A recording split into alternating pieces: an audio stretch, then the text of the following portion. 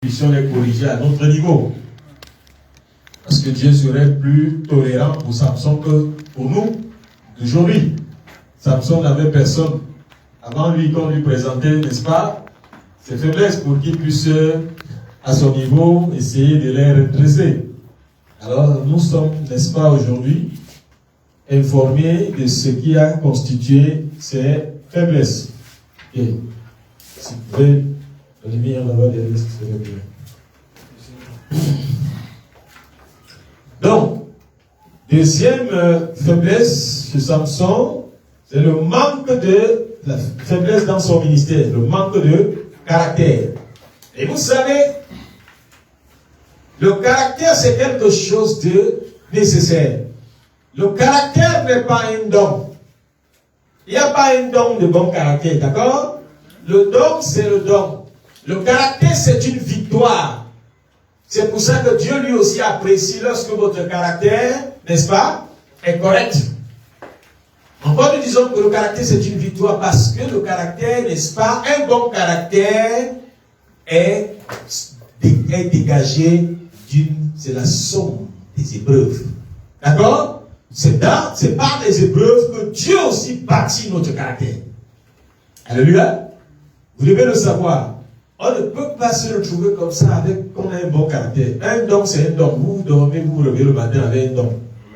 Vous ne faites rien pour avoir un don, n'est-ce pas? Mais le caractère, vous décidez, vous acceptez d'abord, vous prenez conscience de votre position actuelle et vous, n'est-ce pas, réalisez la position où vous devez être. Vous décidez de partir de la position actuelle pour la pose indésirable d'abord, pour la position désirable. Amen. Avec tout ce que cela peut vous coûter. D'accord? Comme mauvaise compréhension. Comme déchirure. D'accord? Tout ce que cela peut vous coûter. Ah oui.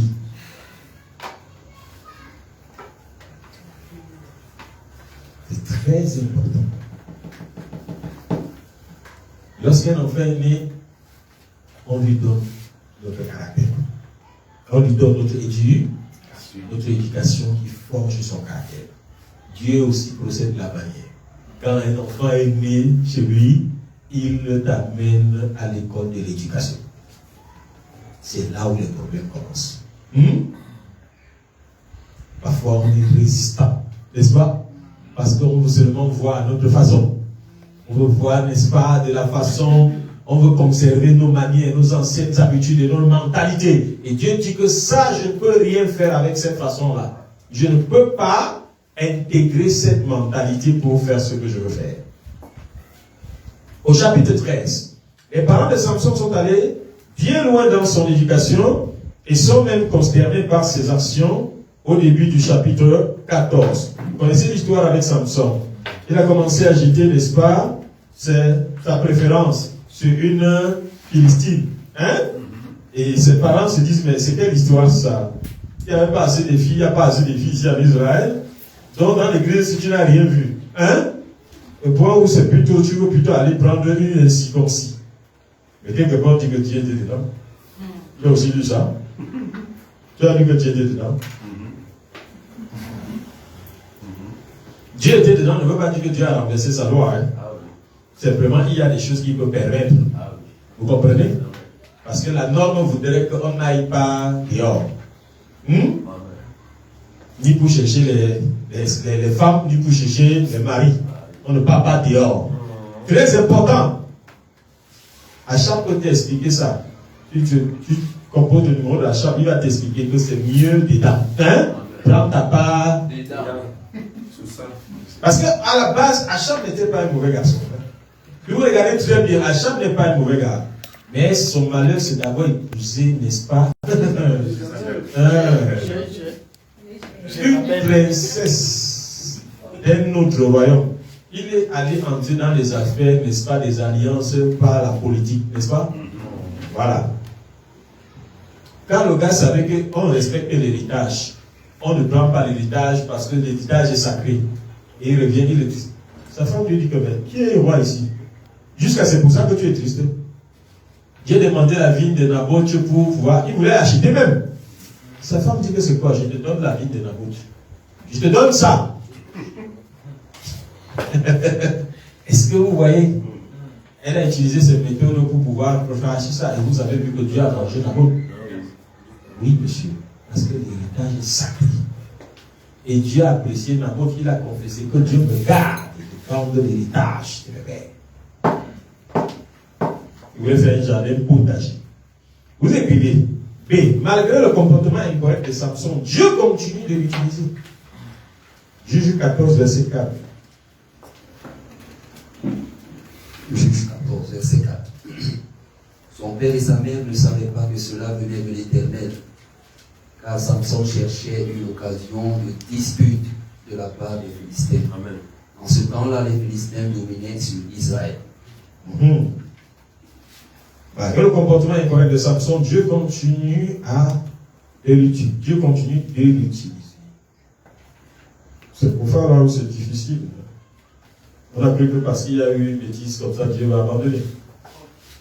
Pasteur Oscar, Dieu continue à l'utiliser malgré. Juge 14. C'est 4. Pourquoi ça? Qu'est-ce qui justifie ça? Toujours en louange de Dieu, bien sûr. Qu'est-ce qui peut justifier ça? Dieu voulait confronter son peuple. C'est-à-dire qu'il a un mauvais caractère, mais Dieu l'utilise toujours. Il a un comportement pas appréciable, pas droit, mais Dieu l'utilise toujours. Qu'est-ce qui justifie ça? En trouvant la réponse du juge de Dieu. Bon, dans le cas de Samson, Samson n'avait pas régné Dieu. Non, il a un comportement négatif. Et pas seulement en ayant régné. Hein? Simplement parce que Dieu ne se répand pas de ses dons. Hein? Il ne se répand pas de ses dons. Voilà. À propos du lion, la rupture du vœu de Nazérien, de Samson, Juge 14, verset 8 et le verset 9. Donc, en parlant de Samson, il a eu plusieurs problèmes dans ses relations, surtout avec les femmes. Il a éventuellement succombé à l'ennemi à cause de cela. Vous comprenez? Samson était un homme à femme. Il était faible devant la femme. Hein? Vous avez vu que quand il a même un secret, il a regardé, elle a dit, ouais, tu dis toujours que tu m'aimes. Voilà maintenant. Un petit secret, comment tu ne me dis pas? Il a dit, ouais, vraiment, je ne peux pas dire, je ne suis pas censé dire ça à quelqu'un. Il dit, oui, après tu vas dire que tu m'aimes.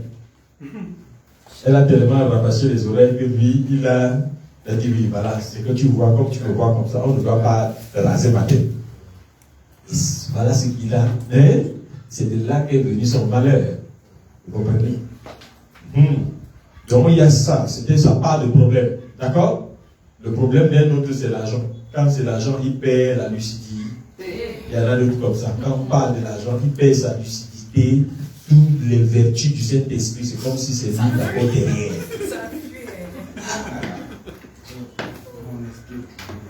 Je suis troublé par quelque chose. Il y a un verset, Genèse 6, chapitre 6 à 7, où Dieu se répand. Le gars, je ne comprends pas. La bonne version, ça c'est souvent, c'est vraiment, vous savez, quand vous avez déjà lecteur de la Bible, prenez plus d'un verset, du moins plus d'une version de la Bible. Par ailleurs, ce ne serait pas Dieu se répand, parce que Dieu ne peut pas se contredire. Il y a les expressions, d'accord? Dieu s'est répandu d'avoir créé l'homme. C'est ça, n'est-ce pas? Non, ce n'est pas à propos en fait. C'est lui second, là-bas. Dans notre version, on ne va pas dire ça de cette façon-là. N'est-ce pas? Si Dieu s'est répandu d'avoir créé l'homme, Dieu n'aurait pas encore, parce que Dieu a même créé l'homme 2 fois. N'est-ce pas? Il a créé l'homme 2 fois, non? Juste nous parlons de la nouvelle naissance. Elle vient de 2 humanités. Il y a un premier Adam avec ses descendants. Il y a un second avec ses descendants. Est-ce que vous comprenez? Et donc, si Dieu s'était répandu d'avoir créé l'homme, je ne vois pas comment il aurait encore créé. Tellement Dieu voulait que l'homme vive que même quand l'homme chute, Dieu le récupère. Alléluia. Il le relève parce que l'homme doit vivre. N'est-ce pas? Voilà. Que ton esprit ne soit pas trouvé, c'est une question d'expression. Donc, D. Il a eu beaucoup de problèmes, nous l'avons dit. dans ses relations, surtout avec les femmes. Il a éventuellement succombé à l'ennemi à cause de cela. Comparé avec la citation de Christ dans Jean 14, 30. Ceci doit être la position de création de tout croyant. Jean 14, 30, Jésus dit, le prince de ce monde arrive. Il n'a rien en moi. Quand il n'a rien en toi, il ne vient pas chercher. Il ne peut pas venir chercher. Il vient chercher que ces choses. Voilà. Voilà ce qu'il y avait à propos de cette leçon. Point final. Nous allons aborder la leçon suivante.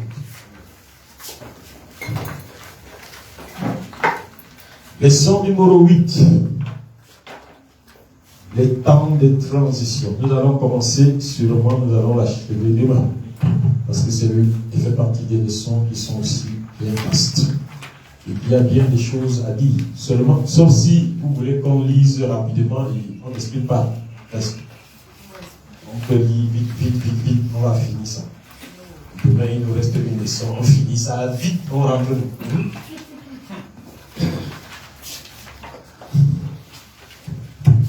Donc, leçon 8.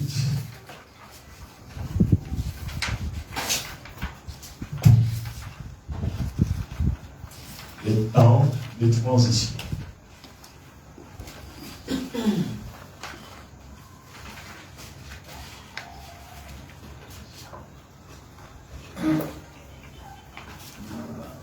Combat au sein de l'Église.